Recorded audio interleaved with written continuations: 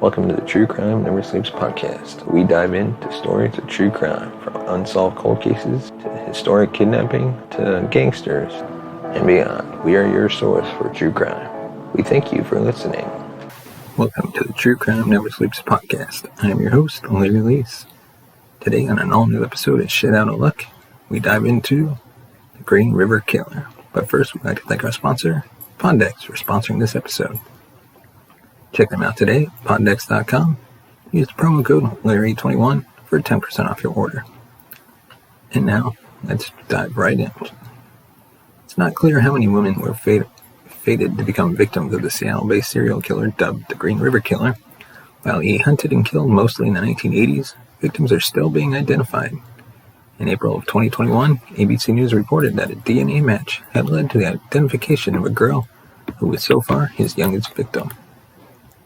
The match came with help from the DNA Doe Project, which searches public DNA databases in hopes of matching the genetic information of Jane and John Doe's with living relatives.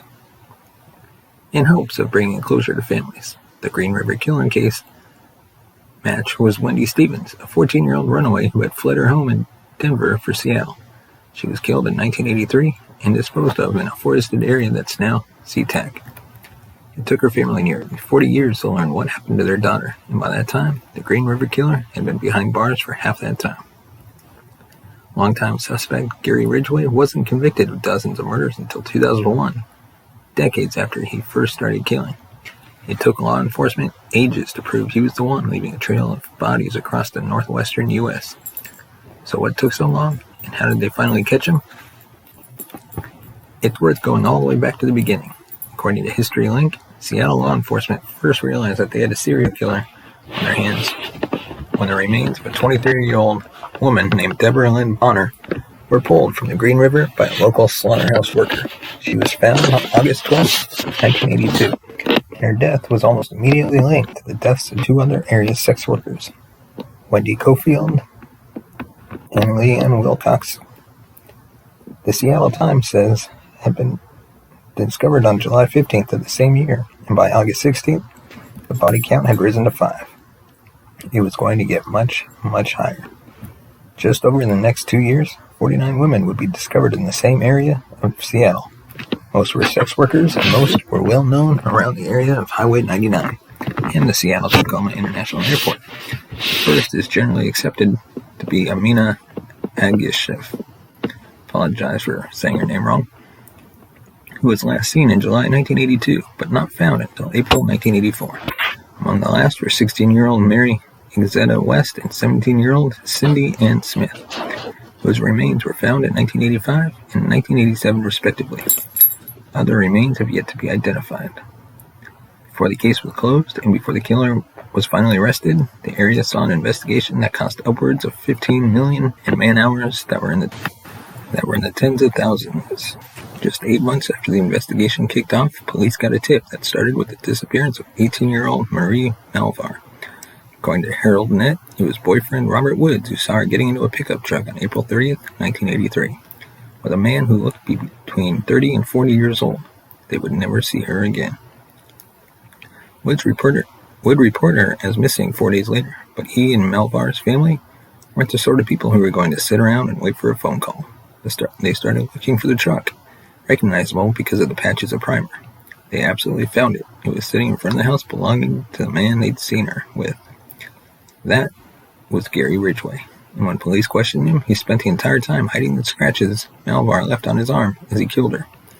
After convincing police he knew nothing about the missing girl, he went and buried her body. Malvar would ultimately be listed as the Green River Killer's 29th victim. It's one of 48 that Ridgway would later plead guilty to killing. Many died in the same house Woods and the Malvar family led police to. Malvar's family, Jose, later told the Associated Press, "I'm just angry about the whole thing, that they didn't arrest him when my dad brought the police over there. They should have done more follow-through. More lives could have been saved." After the Malvar family brought Gary Ridgway to the attention of law enforcement, he always sort of hovered there. According to the Seattle Times, he even reached out to police in May of 1984 to see if he could provide any useful information or assistance. At the time, he also took a polygraph test, which he passed. It's also worth noting that polygraph tests are dubious at best. Now, fast forward a few years as the Green River Killer's body count continued to rise. It's April of 1987, and Ridgway isn't just a person of interest. He's also been identified as the last person seen in the company of at least 2 of the women who have since ended up dead. It's a little harder to write off as coincidence, even if someone confesses to frequently hiring the services of area sex workers, who make up the majority of the victims. According to HeraldNet, that's also when police pressed Ridgway for a DNA sample in the form of saliva. He gave it, but this was also 1987, and DNA technology was nowhere near what it could be over the next decade. Desperate times call for desperate measures, and at the time, bodies started showing up in Seattle's Green River. There was another headline-grabbing serial killer sitting on death row. That was Ted Bundy, and in a bizarre twist, Bundy reached out to detectives and offered some help. Don't ask me why. I believe I'm an expert in this area, he wrote to Detective Dave R. Just accept that I am, and we'll start from there. They decided to take him up on the offer and headed to Florida to visit the man who had been the country's most notorious serial killer up until the Green River case.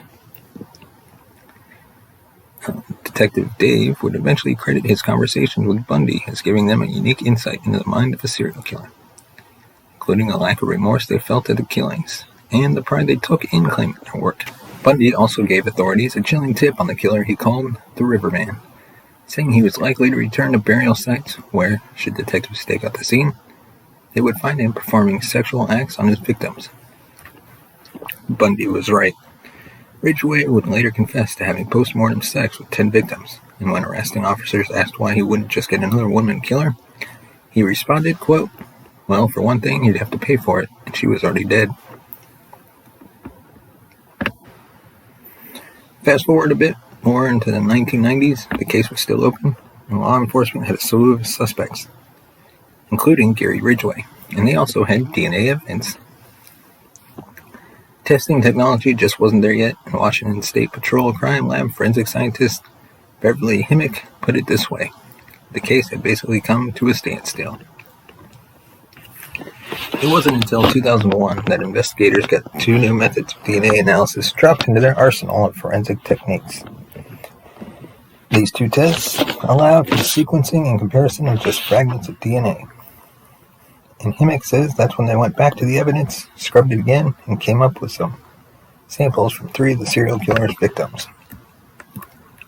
Remember that saliva sample that Ridgway gave in 1987? Himmick used that to compare to the DNA samples recovered from the 3 women. And when she saw that it was a match, she knew that they had their killer, and the evidence they needed to get him off the street for good. When the Washington Post reported on this capture of the so-called Green River Killer in 2001, they started as hunting grounds, a strip of highway described as still being a rough place where desperate women ply their trade. That strip, says History Link, was a section of Highway 99, where down on their luck women struggled to make ends meet as sex workers or dancers, and it's also where most of the Green River Killer's victims were picked up. And even though most of them were killed between 1982 and 1984, that's the same section of highway where 52-year-old Gary Leon Ridgway was arrested by a vice unit in November of 2001. The crime? Loitering for prostitution. At the same time he was arrested, Seattle crime labs were applying their new DNA testing methods to his old saliva samples, and to the DNA found on the murdered girls. The detective who had interviewed Ted Bundy about the Green River Killer was King County Sheriff at the time he made the announcement, saying, "This has got to be one of the most exciting days of my entire career. This is not only an exciting day for the people who worked the case, but I know the community has got to be excited about this as we are." Gary Ridgway had been a suspect in the killings for 18 years when he was finally arrested. They'd talked to him a lot, and according to the New York Times, Ridgway had taken and passed 2 polygraph tests, and he'd been questioned by police countless times. So many times, in fact, that his co-workers at the trucking company he'd worked for around 3 decades had taken to calling him Green River Gary. Sometimes they'd just call him GR. When Ridgway had been charged with the Green River killings, he still had some run-ins with the law. In 1980, the Washington Post says that a sex worker accused him of choking her. The case disappeared, but his later confession puts that in a terrifying perspective. He wrote in his formal statement, "Choking is what I did, and I was pretty good at it," adding that he targeted mostly sex workers and runaways. and then he would revisit the bodies for 2 or 3 days later till the flies came. In 1982, Ridgway was charged and convicted of solicitation when he approached an undercover police officer. But those who knew him had another problem with him. He and his wife had cut down a forest of trees on their property when they moved in. But ultimately, they got used to seeing him walking his poodle around their neighborhood. Even after his arrest, they described him as basically a nice guy. The Green River Killer was allowed to keep killing for so long in large part due to a lack of evidence. But strangely, law enforcement had one massive piece of evidence that they completely overlooked. On the guidance of one of the industry's most well-known criminal profilers, John E. Douglas. Yes, that's the guy that wrote Mindhunter inside the FBI's elite serial crime unit, which was the basis for the Netflix show Mindhunter, and who Vulture says pretty much wrote the book on serial murder investigations with some help from interviews with some of the most notorious murders ever put behind bars. The Seattle Times says that a letter was postmarked February 20th, 1984, and sent to the Seattle Post-Intelligencer. It included a ton of disturbing details that hadn't been made public. But Douglas shrugged it off by calling the writer a subject who is average in intelligence and one who is making a feeble and amateurish attempt to gain some personal importance by manipulating the investigation. Later, as part of his confession, Ridgway confirmed that the letter was his, even though he didn't really remember writing it.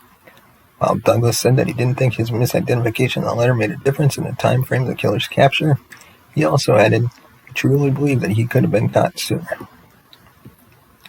When it came time for Gary Ridgway to go to court, the names of all 48 victims of the Green River Killer were read aloud, and in a process that took almost 10 minutes, CBS reports that there was a pause after each name long enough for Ridgway to enter his guilty plea. Admitting his guilt kept him off death row, but there was more to it. Ridgway promised to bring closure to dozens of other unsolved murder cases, including an original 7 more that law enforcement said they had evidence he was involved with. And it seemed that about this, at least he would tell the truth. When law enforcement presented him with one case, he denied it. It was his for a chilling reason. Why, if it isn't mine? Because I have pride in what I do. I don't want to take it from anybody else. He went on to call killing his career, and not only took pride in his murderous work, but in something else chilling, he kept no trophies. But if his victims were wearing jewelry, he did take that, and then would leave it in the Kenworth Motor Truck Plant women's bathroom. My favorite thing was maybe if someone's walking around with a piece of that jewelry that they found in the bathroom. So how on earth did the Green River Killer manage not to leave any evidence behind for so long? According to the Washington Post, he told investigators all about that too. In addition to taking precautions, like always wearing gloves, he added some incredible devious tactics to his arsenal. Those scratches on his arm from Maria Malvar, the victim with the vigilant family who led police right to him, he spilled battery acid over the wounds to hide what they really were. He left cigarette butts and chewing gum wrappers at the dump sites as misdirection because he didn't use either. He regularly changed the tires on his truck, and on the occasions when he hurt himself while getting rid of the body, he claimed it was a work injury. And then filed a workers' comp claim, so there was a paper trail. He also made sure not to kill anyone that could be connected to him, even though he confessed that he considered killing his mother, his second wife, third wife, and his son. And most importantly, he kept his mouth shut. University of California, San Diego forensic psychologist Reed Malloy explained Ridgway this way, quote, "His containment is amazing, especially given his pride in what he did. To have strong feelings of pride in one's career as a serial murderer and then not communicate that to anyone for 21 years is a measure of remarkable discipline." Gary Ridgway was handed a life sentence in 2003, and according to the New York Times, his admission of guilt in 48 murders made him the most prolific convicted serial killer in the nation's history. At his sentencing, he shed some tears and hinted at the fact that he was sorry about the ladies who were not found, adding, quote, "May they rest in peace, they need a better place than where I gave them." At the time, prosecutors say they were already aware of another dozen cases that Ridgway was involved in, hence the plea deal that kept him off death row. But there might just be a catch. King County Sheriff David Reichert clarified for CBS, saying that the plea deal didn't protect him infinitely, and he was tried and convicted of murders in, for example, another state, he still might end up being handed the death penalty. Still, that was small comfort for the relatives of his victims. like Kathy Mills. Her 16-year-old daughter was among Ridgway's victims, and she was in the courtroom as he confirmed his guilt. She said, quote, "It was hard to sit there and see him not show any feeling and not show any remorse." So the question now becomes, are there more bodies? In 2003, Ridgway did indeed start talking to law enforcement about the still missing bodies of more women he'd killed. According to ABC News, that led to the discovery of more of his victims. But then funding started to dwindle and efforts to recover his other victims ceased. Until 2013, when privately funded investigations picked up where law enforcement left off. Guided by Ridgway's original confessions and phone conversations, former Air Force criminal investigator Rob Fitzgerald and his team continued to search for more remains, while admitting that they knew much of what Ridgway was telling them was probably lies. Still, they were hopeful for even the smallest bit of truth and the promise of bringing closure to some of the victims' families. And according to Ridgway, there's a lot more. After saying that he's changed man now that he found God, he told Washington State reporter Charlie Harker the total number is 75 to 80. And that is all we have for this episode of Shit Out of Luck on the True Crime Never Sleeps podcast. Let us know in the comments section, what do you think of the Green River Killer? Do you think they'll find all the bodies? Let us know on Twitter. Just search at True Crime NS. Leave a comment on their Instagram page. Just search True Crime Never Sleeps. And if you want to support this show, you can buy us a coffee at buymeacoffee.com/TCNS.